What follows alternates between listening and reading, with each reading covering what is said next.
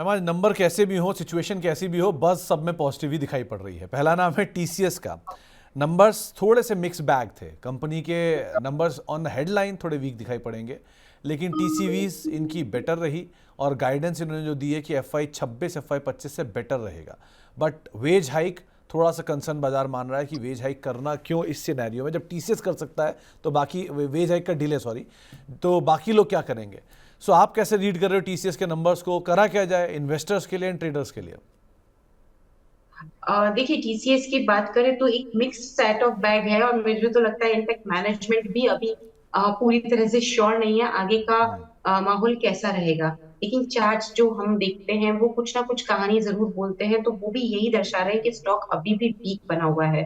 तो fresh entry ना करें, लिया हुआ है तो लंबे समय के लिए होल्ड करके इसको सिर्फ रख ले, ये मानते हुए कि अभी ये टाइम लेगा अपनी तेजी को बनाने में। 3000 का एक इम्पोर्टेंट सपोर्ट है, वो ब्रेक नहीं होना चाहिए। बाकी मेरे हिसाब से अभी तो ये काउंटर वीक ही लग रहा है, क्योंकि नतीजे तो आए जो आए हैं, लेकिन कमेंट्री वगैरह भी अभी सब मिक्स लगती है, कुछ खास नहीं है। और उस पे जो न्यूज फ्लो आ रहा है बाकी जगह से, वो एक डैम्पनर बना हुआ है पूरे आईटी सेक्टर पे। ओके, तो टीसीएस के लिए आपको एक राय यहाँ पर दी गई है। मैम इसके बाद बारी आती है टाटा मोटर्स की।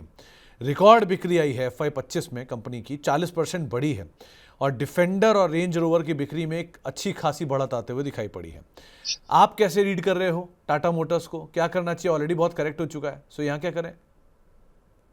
देखिए, टाटा मोटर्स को बिल्कुल अभी मैं बने रहने की सलाह दूंगी। एक बार अनिश्चितता का जो माहौल है, उसमें दो तरह की बातें भी हो रही है कि भाई अब अगर चाइना पे इतना टैरिफ लगा है तो माइट भी टाटा मोटर्स की गाड़ियों को यूएसए में अच्छा ट्रैक्शन मिल जाए डिमांड वाइज। तो वो एक क्वेश्चन हो सकता है इस काउंटर के लिए। इसलिए अभी इसमें कुछ भी ना करें, क्योंकि स्टॉक प्राइस मोमेंटम भी कोई बहुत एनकरेजिंग नहीं है।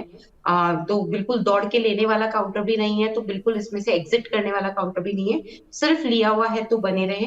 नई पोजीशन अभी नहीं लेनी है। नई पोजीशन के लिए कुछ लेवल्स बहुत इंपॉर्टेंट है, जैसे कि 650 का, वो एक बार टूट जाएगा तो फिर इसमें तेजी का दौर हमें वापस देखने को मिलेगा। तो ये काउंटर में सिर्फ और सिर्फ पोजीशन में है, होल्डिंग में है तो होल्ड करिए, बाकी दूसरा कुछ नहीं करना।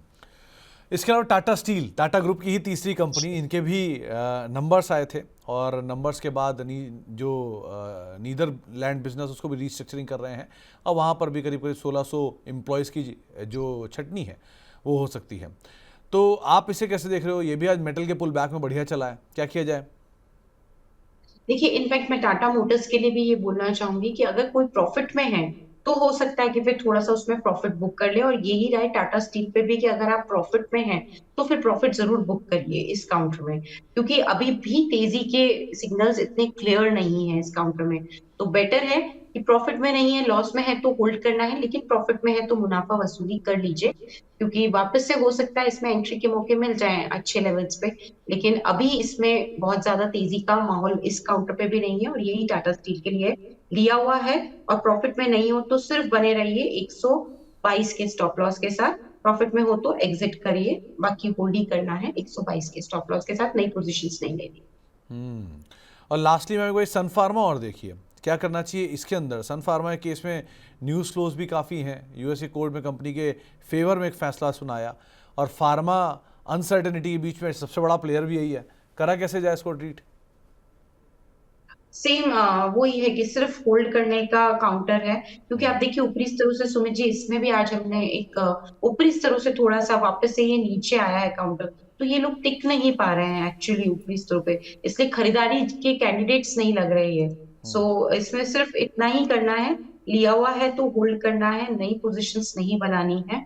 और प्रॉफिट अगर होता है तो थोड़ा प्रॉफिट वसूली भी जरूर करते रहे, क्योंकि अभी भी ये अपने सभी मूविंग एवरेजेस के नीचे चल रहा है, जो कि अच्छा इंडिकेटर तो नहीं है। तो ये सारे वो स्टॉक जहाँ पे खबरें हैं, न्यूज़ फ्लोज हैं, इवेंट्स हैं और उनके बीच में हलचल थी, तो बजिंग स्टॉक को फिलहाल यहीं समेटते हैं।